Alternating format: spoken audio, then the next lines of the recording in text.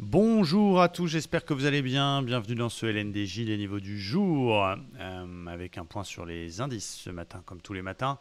Aujourd'hui, on aura une journée relativement chargée. Il y a d'abord le début de la réunion des plus grands banquiers centraux qui va démarrer. Demain, il y aura d'ailleurs un discours de Powell qui est très très attendu. On aura aussi les minutes de la BCE à 13h30, les inscriptions au chômage à 14h30 aux États-Unis, le PIB américain, donc c'est une journée relativement chargée. Des indices, donc on va commencer par le DAX qui avait fait un joli mouvement de rebond et qui depuis, on va dire, une bonne semaine corrige assez fort, il est passé sous les moyennes mobiles. Ce matin, il a tenté de se reprendre. On a assez vite gagné 1% du côté du DAX, mais il échoue sur cette petite zone polarité ici en bleu qui bute et qui ne passe pas.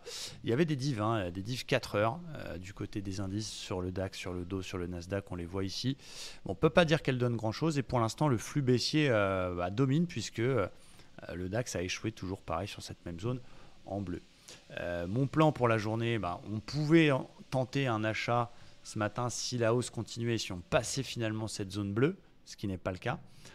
Et pour l'instant, ça corrige assez fort. Il y avait même une belle sortie d'OPR ce matin par le bas qui aurait pu jouer pour les plus agressifs. Là, on arrive sur un petit support oblique qui, on va dire, encadre tout le rebond. Donc c'est un peu le dernier rempart acheteur, entre guillemets. C'est à la fois le petit support et à la fois la petite zone du précédent plus haut. Cette zone, il faut qu'elle tienne si les acheteurs veulent garder la main. Et ça peut se tenter s'il y a un petit signal. Okay, donc c'est-à-dire que s'il y a un petit signal là-dessus, un petit W, un petit quelque chose, ça peut se tenter à l'achat pour les plus casse-cou. Les plus prudents attendront que ça casse les 350 pour aller chercher les 500. Dans le cadre où la baisse continue, on peut prendre un petit fibo de tout le rebond. Eh bien, on peut se dire, ok, si jamais ça pète finalement ce support-là et qu'on confirme en cassant les 61,8, là, on peut se dire, ok, le rebond est complètement annihilé. Je vends, je vais rechercher les plus bas de la semaine et pourquoi pas plus si affinité. Encore une fois, attention quand même, on a les minutes. Donc, le plan à surveiller, soit vous avez travaillé l'espèce de petit double top ce matin, ce qui est le cas de beaucoup de membres de la communauté, et je les félicite, voir la petite sortie d'OPR qui était magnifique. Regardez, cassure de l'OPR, pullback, derrière ça dégueule. Je suis un peu déçu de ne pas l'avoir vu.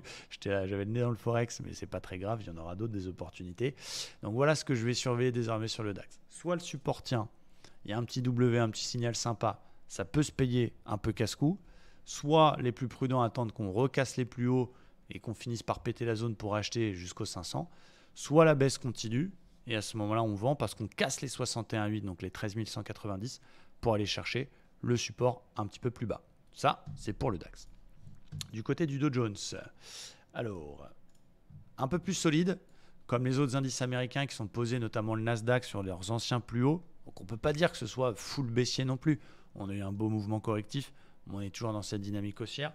Du côté du Standard & Poor's, on a peut-être une ETE qui est en formation, qu'on voit peut-être même un peu mieux sur les unités de temps un peu plus petites, comme le 4 heures par exemple. Regardez, elle serait pas mal si elle se validait cette ETE. Donc je vais la surveiller quand même du côté du Standard & Poor's. Elle est assez alléchante, il faudrait pour ça qu'on casse les 4100 par le bas.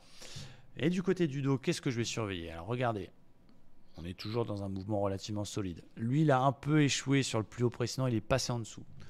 Il est quand même toujours sur cette MM20, donc attention, prudence. Les diff 4 heures, elles n'ont pas donné grand-chose pour l'instant. En 1 heure, voilà ce que je vais surveiller. Pardon, 15 minutes, excusez-moi. Voilà. Alors, j'ai vu la div M15 ce matin, mais j'aime pas prendre les indices américains à la vente ou à l'achat le matin. Donc, j'ai pas travaillé cette div baissière. Force est de constater qu'elle a bien marché. Et bravo à ceux qui sont dedans. En tout cas, elle m'a empêché de faire une bêtise et d'acheter dès le matin parce que tu vois que ça accélère. Il y a une belle zone actuelle. Cette zone 33 050, elle est super belle. Un peu comme celle finalement du DAX sur lequel on est posé actuellement. Il faut que ça tienne pour que les acheteurs gardent la main, entre guillemets. Donc ça peut se tenter si on a un joli signal. Si on a un joli signal là-dessus, un W, une bulle, un truc comme ça peut se tenter. Ça peut être un niveau qui se tente. Comme du côté du DAX, les plus prudents attendront qu'on casse les plus hauts pour aller chercher les 33 500, qui est quoi?